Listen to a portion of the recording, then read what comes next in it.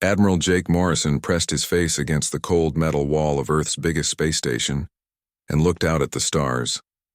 3 days ago, those stars had been peaceful and quiet, but now they were blocked by the dark shapes of alien ships, more ships than anyone on Earth had ever seen before.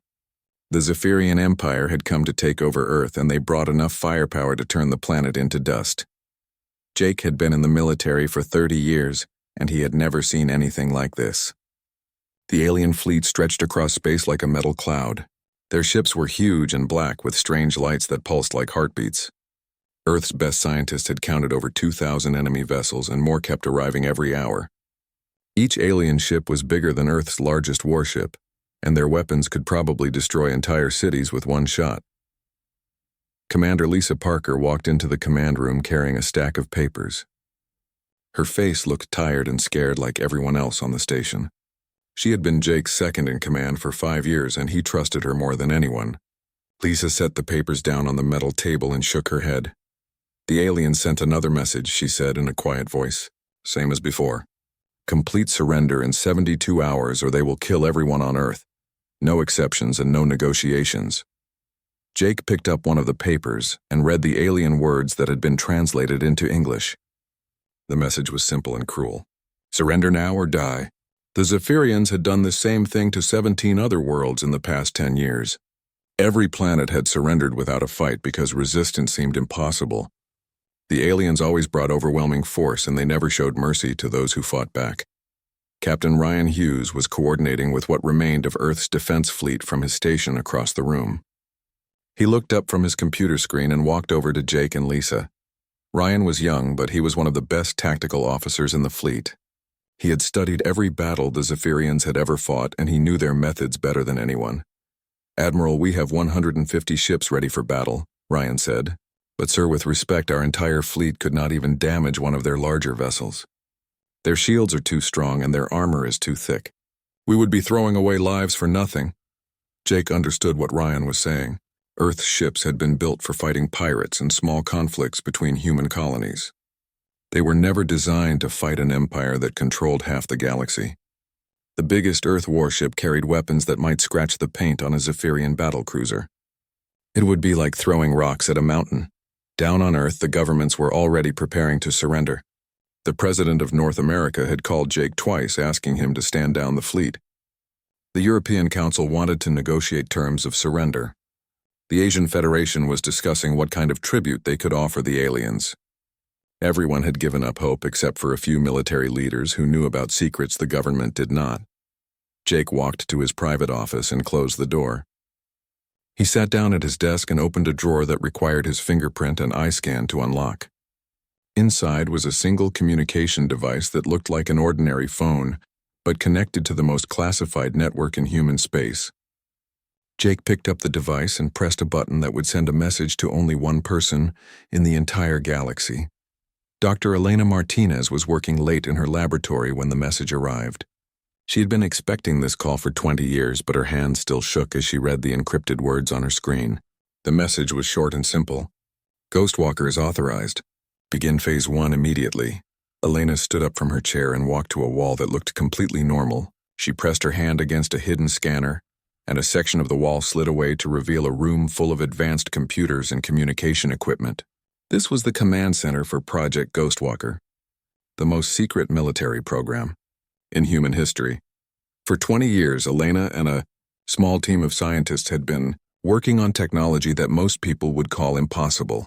They had taken alien artifacts found on dead ships in deep space and combined them with human engineering to create something entirely new. The project was so secret that only 12 people in the entire military knew it existed.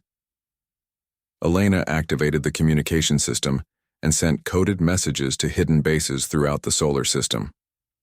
Most people thought these bases were simple mining operations or research stations, but they were actually construction facilities for humanity's greatest secret. For 2 decades, they had been building ships using technology that could change the course of the war. The Zephyrian fleet commander sat in his massive ship, watching Earth through powerful telescopes. Commander Zixtar had conquered many worlds for the Empire, and Earth looked no different from the others. The humans had weak ships and divided governments. They would surrender just like all the others because they had no choice. Zixtar had studied human military capabilities and found them laughable. Their weapons were primitive and their tactics were predictable. The human fleet was already retreating to the far side of Earth like frightened animals. In 72 hours this would all be over and he would add another victory to his long list of conquests. But Zixtar did not know about the secret messages being sent between hidden bases throughout the solar system. He did not know about the technology that humans had developed in complete secrecy.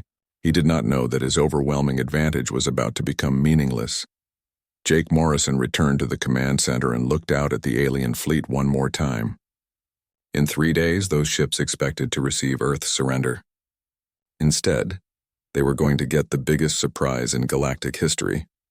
The Phantom Fleet was about to emerge from the shadows and show the galaxy that humanity was far from defenseless.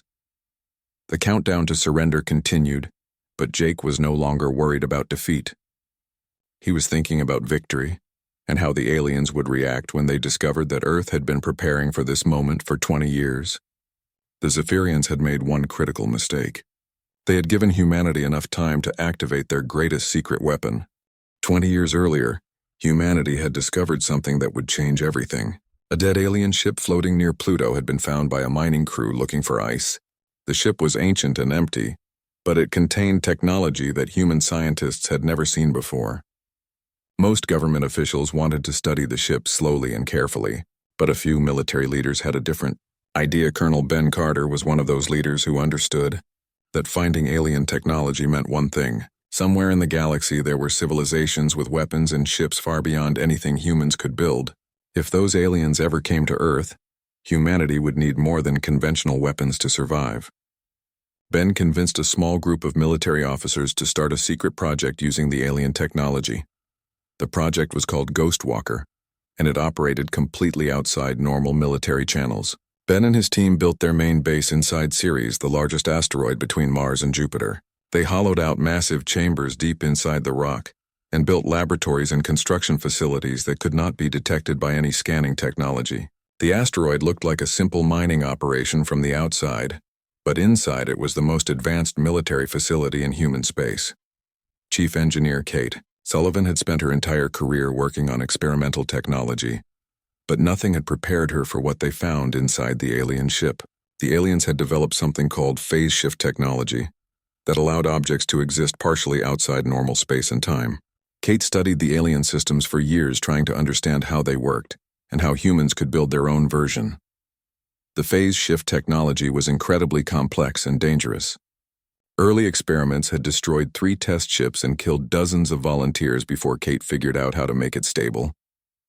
The technology allowed ships to become nearly invisible to conventional sensors and to move through space in ways that seemed to break the laws of physics. A ship in phase shift could pass through solid matter and attack from impossible angles. Commander Alex Thompson led the pilot training program for Ghostwalker. Finding the right people for this job was extremely difficult, because flying a phase-shifted ship affected the human mind in strange ways. Pilots reported feeling like they existed in multiple dimensions at the same time. Some pilots went insane from the experience while others adapted and became incredibly skilled at fighting in phase space. Alex developed training methods that helped pilots cope with the mental effects of phase shifting. He started with simulation training that gradually introduced pilots to the feeling of existing between dimensions. Only 1 in 50 pilots could handle the full phase shift experience, but those who succeeded became the most dangerous fighter pilots in human history. Production? Chief Maria Santos oversaw the construction of the Phantom Fleet using completely automated systems. Building the ships in secret required new methods of manufacturing that left no trace of human activity. Maria developed robotic mining and construction systems that worked deep inside asteroids throughout the outer solar system. The robots gathered raw materials and built ship components without any human supervision. Each Ghostwalker ship was smaller than a conventional fighter but packed with experimental weapons and defensive systems. The ships were powered by antimatter cores that produced almost no detectable energy signature. The hull design was based on alien technology that bent light and radar around the ship, making it nearly invisible even when not phase-shifted. Dr. Rodriguez was the project's lead physicist, and he solved the biggest problem. with phase shift technology. The early alien systems had a fatal flaw that caused dangerous energy feedback after extended use. Dr. Rodriguez discovered how to eliminate this problem by creating resonance dampeners that allowed phase generators to operate indefinitely without risk of explosion. The weapon systems on Ghostwalker ships were unlike anything in human military history. The main weapons fired energy beams that existed partially in phase space, allowing them to pass through conventional shields and armor. The weapons could strike targets from inside their own hulls, making traditional defensive systems completely useless. Building 500 Ghostwalker ships took 20 years of constant work by thousands of people who believed they were working on separate mining and research projects. Only the core team of 12 people knew the true purpose of their work. Every component was built in a different location and assembled by automated systems to maintain absolute secrecy. The ships were hidden throughout the solar system in asteroids and abandoned mining facilities. Each ship had its own pilot who trained constantly in virtual reality simulators while waiting for the day they would be called into action. The pilots lived normal lives on Earth and in the colonies, but they were always ready to report to their hidden ships within hours. The Ghostwalker project consumed enormous resources, over 20 years, but it was funded through hidden military budgets and private donations from wealthy individuals who understood the threat. The total cost was greater than the entire Earth defense fleet, but the Phantom ships represented technology that was decades ahead of anything else humans had built. Ben Carter retired from active duty but continued to oversee Ghostwalker until his death 5 years before the Zephyrian invasion. On his deathbed, he made Jake Morrison promise to use the Phantom fleet only when humanity faced extinction. Ben believed that revealing the technology too early would cause panic and political problems that could destroy human civilization from within. Jake had kept that promise for 5 years, even as tensions with alien civilizations increased. The Phantom fleet remained hidden while conventional diplomats tried to establish peaceful relationships with other species. But the Zephyrian invasion proved that some aliens had no interest in peace and would only understand force. Dr. Martinez finished reviewing the activation protocols and began sending coded messages to Ghostwalker bases throughout the solar system. Automated systems that had been dormant for years began powering up hidden ships and awakening sleeping artificial intelligence systems. The Phantom fleet was finally stirring after 2 decades of waiting in the shadows.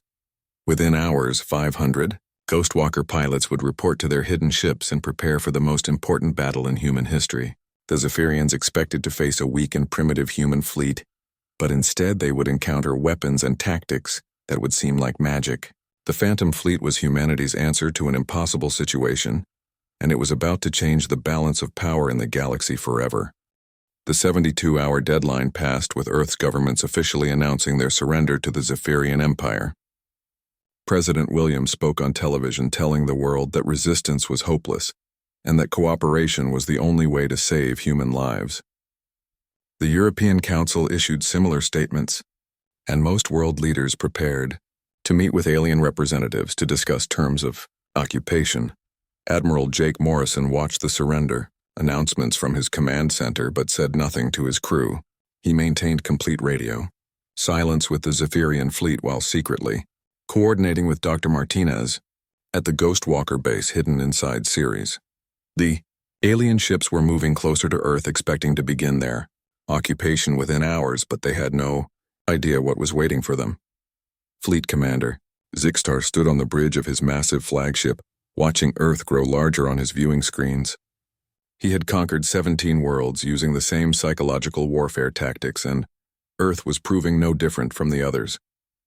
The overwhelming show of force had broken human morale exactly as planned, and now the pathetic human fleet was retreating to the far side of the planet like beaten animals. Zixtar reviewed the intelligence reports on human military capabilities one more time. Their weapons were primitive energy cannons that could barely penetrate Zephyrian armor. Their ships were slow and clumsy compared to Imperial vessels. Their tactics were predictable and based on outdated concepts of warfare. This would be the easiest conquest in Zixtar's long career. Commander Jake Peterson felt the familiar sensation of reality shifting around him as his Ghostwalker ship began phasing out of normal space. The feeling was like being stretched across multiple dimensions while remaining in one piece. After 5 years of training, Jake had learned to ignore the disorientation, but it still made his stomach turn every time the phase generators activated. Around Jake 490. 9 other phantom ships were materializing from what appeared to be completely empty space. The Ghostwalker fleet had been hidden throughout the inner solar system, waiting for this moment. Each ship phased into reality at precisely the same time, creating a coordinated attack formation that surrounded the Zephyrian fleet from 6 different directions. Captain Susan Davis coordinated the first wave attack from the command ship hidden deep inside Ceres asteroid. Her screens showed the positions of every Ghostwalker ship and every enemy vessel in real time. The Zephyrian fleet was spread out across millions of kilometers of space, but they were all within range of the phantom weapons. Susan gave the attack order that would change galactic history forever. The phantom fleet struck simultaneously from 6 vectors with weapons that fired from phase space directly into enemy ships. The Zephyrian shields, which were designed to deflect conventional energy weapons, were completely useless against attacks that bypassed normal physics. The phase-shifted energy beams passed through the shields like they were not even there and struck the alien hulls with devastating effect. Zixtar watched in horror as his outer perimeter ships began exploding without warning. His sensors showed no attacking vessels and no incoming weapons fire, yet ship after ship was being destroyed by some invisible force. The explosions were unlike anything in Zephyrian military history, as the enemy weapons seemed to tear his ships apart from the inside out. The first wave of attacks destroyed over 300 Zephyrian ships in less than 10 minutes. The alien crews had no time to react or even understand what was happening to them. One moment they were preparing for a routine occupation, and the next moment they were dying from weapons that could not exist. According to everything they knew about warfare, Jake Peterson brought his Ghostwalker ship out of phase space just long enough to target another enemy vessel before disappearing again. The Zephyrians tried desperately to lock their weapons onto his ship, but their targeting systems could not track something that existed partially outside normal reality. Jake fired another phase beam and watched a massive alien cruiser collapse in on itself as its molecular structure was disrupted. The remaining Zephyrian ships attempted every evasive maneuver in their tactical database, but nothing worked against an enemy they could not see or predict. The phantom ships could appear anywhere at any time and strike from impossible angles. Traditional military tactics were useless when the enemy could phase through solid matter and attack from within your own defensive formations. Commander Lisa Parker monitored the battle from Earth's orbital station and could hardly believe what she was seeing. The alien fleet that had seemed invincible just hours before was being systematically destroyed by weapons that seemed like magic. The Zephyrian ships were firing wildly into empty space, trying to hit targets that were not there, while the phantom fleet picked them off one by one. Dr. Martinez watched the battle data streaming into her computers and felt 20 years of work finally paying off. The phase shift technology was performing even better than her most optimistic projections. The Ghostwalker ships were not just invisible to enemy sensors, they were untouchable by conventional weapons. The aliens had no defense against technology that operated outside their understanding of physics. Tar frantically sent distress signals to the Zephyrian High Command describing the impossible situation his fleet was facing. The response from his superiors was immediate and harsh. They accused him of cowardice and incompetence, refusing to believe that primitive humans could possess technology superior to the Empire. The High Command ordered Zixtar to stop making excuses and complete the conquest. Immediately, the second wave of phantom attacks targeted the largest Zephyrian battleships with concentrated fire from multiple directions. The massive alien vessels that had seemed indestructible were torn apart by weapons that struck from phase space. The Zephyrian fleet began to break formation as individual captains attempted to flee, rather than face certain destruction. Captain Ryan Hughes watched from his conventional Earth ship as the impossible became reality. The tiny human phantom fleet was defeating the mighty Zephyrian armada, using tactics that defied every principle of space warfare. What had begun as humanity's darkest hour was rapidly becoming the greatest military victory in human history. The Zephyrian invasion force that had come to conquer Earth was being hunted to extinction by weapons they could not see, detect, or understand. The Phantom Fleet had emerged from 20 years of secrecy to deliver a message that would echo throughout the galaxy. Humanity was no longer defenseless, and any species that threatened Earth would face consequences beyond their worst nightmares. Commander Zixstar sent another desperate message to the Zephyrian High Command, but his superiors still refused to believe his reports. The Imperial Council accused him of lying about human capabilities to cover up his own military failures. They ordered him to stop making excuses and complete the conquest of Earth immediately or face execution for cowardice and incompetence. Zixstar stared at his tactical displays showing the remains of his once mighty fleet scattered across space like broken toys. Over half his ships had been destroyed by weapons that his sensors could not detect, and enemies that appeared and disappeared like ghosts. The humans had technology that seemed to violate the basic laws of physics, and the Empire's greatest military minds refused to accept this reality. Captain Rick Johnson led the second wave of Ghostwalker ships as they began systematically hunting down the surviving Zephyrian vessels.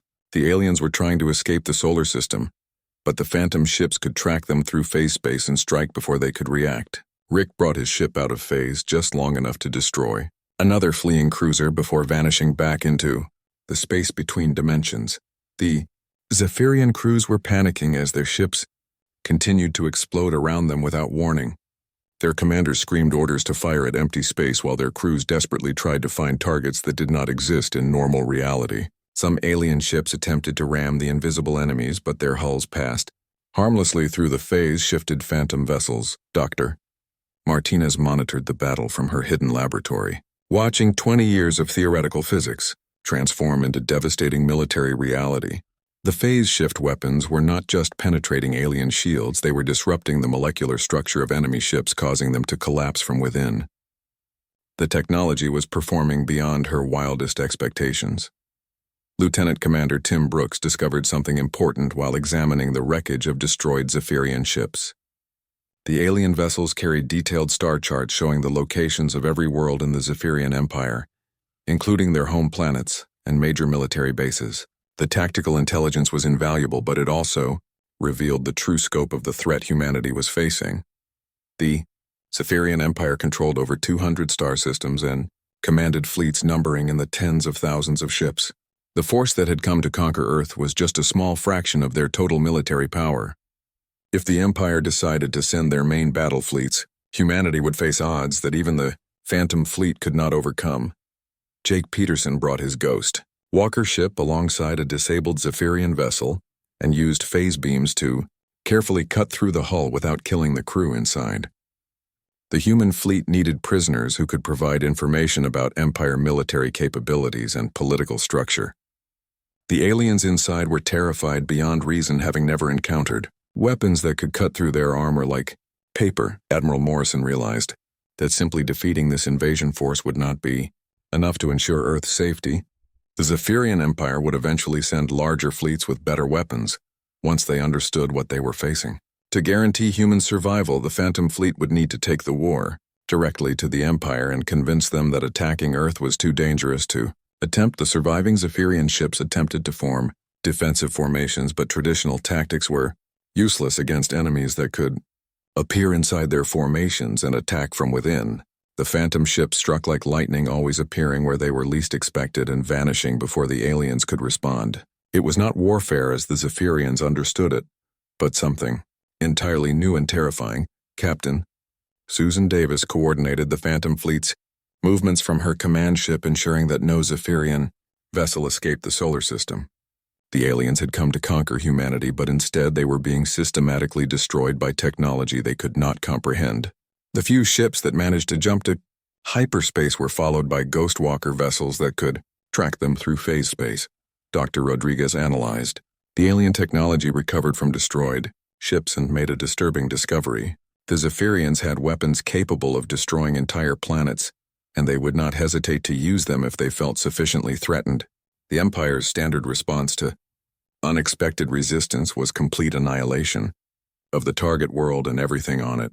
The interrogation of captured Zephyrian officers revealed that the Empire viewed humans as primitive savages, incapable of developing advanced technology. They believed that Earth must have received help from another alien civilization, and were already planning to investigate which of their enemies had supplied weapons to humanity. The Empire would not rest until they discovered the source of human military capabilities. Commander Lisa Parker reviewed intelligence reports showing that the Zephyrian Empire was already mobilizing additional fleets to investigate what had happened at Earth. The Phantom Fleet had won this battle, but it had also revealed humanity's existence to one of the most powerful and ruthless civilizations in the galaxy. There would be no going back to the peaceful isolation that Earth had enjoyed. The final Zephyrian ships in the solar system were trapped near Jupiter, trying desperately to repair their hyperspace drives while phantom ships circled them like predators. The aliens broadcast surrender offers promising valuable information in exchange for their lives, but Jake Morrison had already decided that none of them could be allowed to return to the Empire. With detailed reports about human capabilities, Rick Johnson led the final assault on the remaining Zephyrian vessels, using precise phase strikes to disable their communication systems before destroying them completely. The Empire would receive no detailed reports about the Phantom Fleet or human technology. They would only know that their invasion force had vanished without explanation, leaving the Empire to wonder what kind of enemy they had encountered. The Battle of Earth was over, but Jake Morrison knew it was only the beginning of a much larger conflict. The Phantom Fleet had announced humanity's presence to the galaxy in the most dramatic way possible, by destroying an entire Imperial invasion force. The Zephyrian Empire would respond with overwhelming force unless humanity struck first and convinced them that Earth was too dangerous to attack. Dr. Martinez began planning the next phase of operations, knowing that the Phantom Fleet would have to take the war to the Empire before they could organize a proper response. The technology that had saved Earth would now have to protect humanity by carrying the fight to alien worlds far from home. The hunt was just beginning, and the stakes could not be higher. 6 months after the Battle of Earth, the Phantom Fleet struck deep within Zephyrian territory for the first time. The aliens had never experienced warfare on their home worlds, and the psychological impact was devastating beyond anything their military leaders had prepared for. Captain Janet Williams led surgical strikes against military installations on the Outer Rim worlds while carefully avoiding civilian targets because humanity would win through superior tactics, not terrorism. The Zephyrian Empire had spent the months since losing contact with their Earth invasion force trying to understand what had happened. Their best scientists worked frantically to develop new detection methods, but human phase shift technology operated on principles that existed outside their understanding of physics. Traditional military thinking was completely useless against an enemy that could appear anywhere without warning. Admiral Morrison now commanded the Phantom Fleet from the mobile base ship Horizon, which had been constructed using the most advanced human technology available. The ship could phase shift like the smaller Ghostwalker vessels, but it was large enough to serve as a command center and supply base for extended operations far from Earth. Morrison coordinated strikes across dozens of star systems while maintaining complete secrecy about human capabilities. The first attack came without warning on a Zephyrian military base orbiting their third largest colony world. The base commanders detected no incoming ships on their sensors, but suddenly, their defensive platforms began exploding from weapons fire that seemed to come from empty space. Within minutes, the entire orbital defense network was destroyed by invisible attackers who vanished as quickly as they had appeared.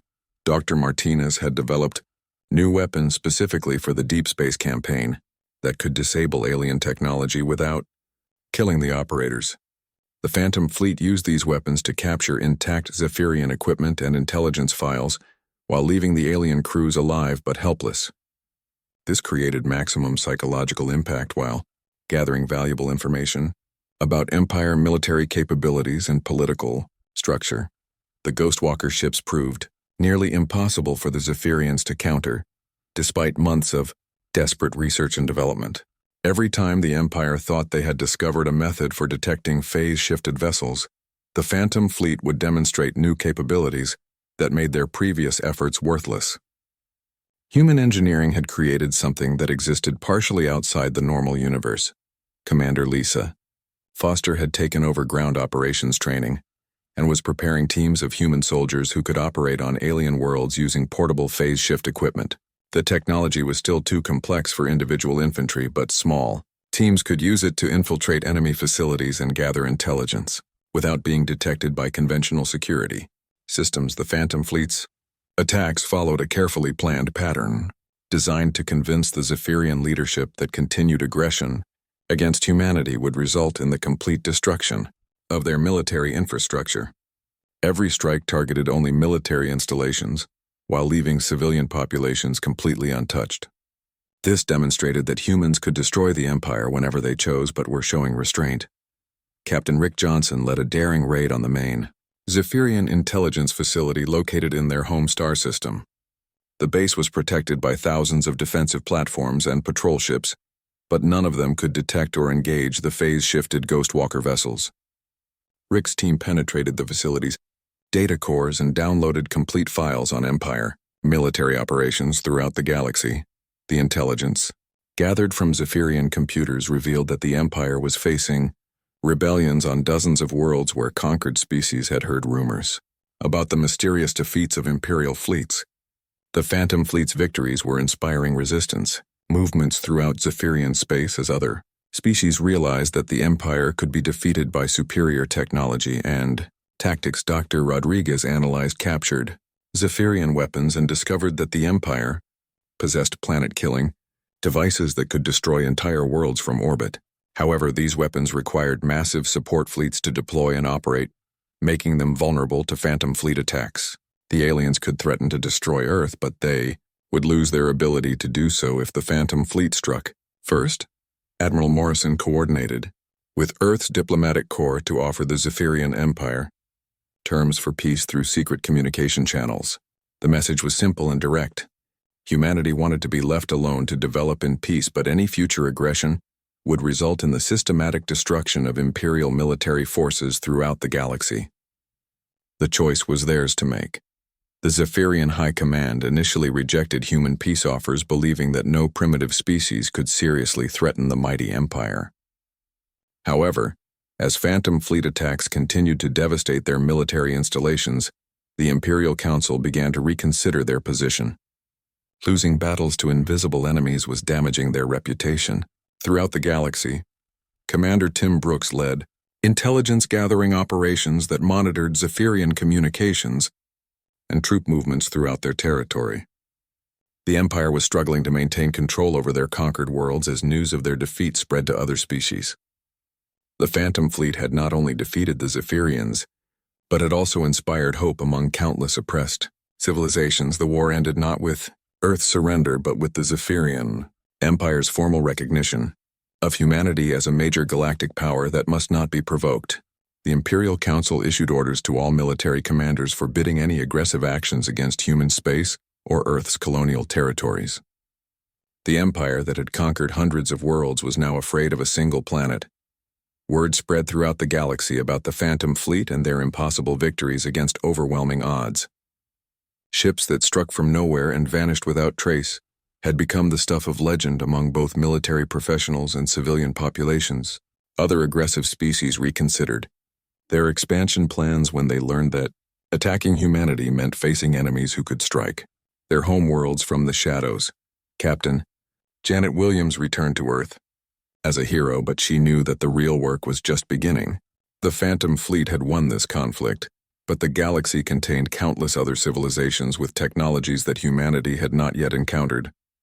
The Ghostwalker program would need to continue, developing new capabilities to stay ahead of potential threats. Dr. Martinez established new research facilities on distant worlds to study alien technologies captured during the war. Human scientists worked to understand the principles behind weapons and defenses used by dozens of different species. The Phantom Fleet had given humanity breathing room to grow and develop, but constant vigilance would be required to maintain their advantage. The Battle of Earth and the subsequent Phantom Fleet campaign had changed everything for humanity. Earth was no longer an isolated world struggling to survive, but a recognized galactic power that commanded respect through superior technology and tactical innovation. The species that had once faced extinction was now feared throughout known space as the creators of weapons that seemed to violate the laws of physics themselves.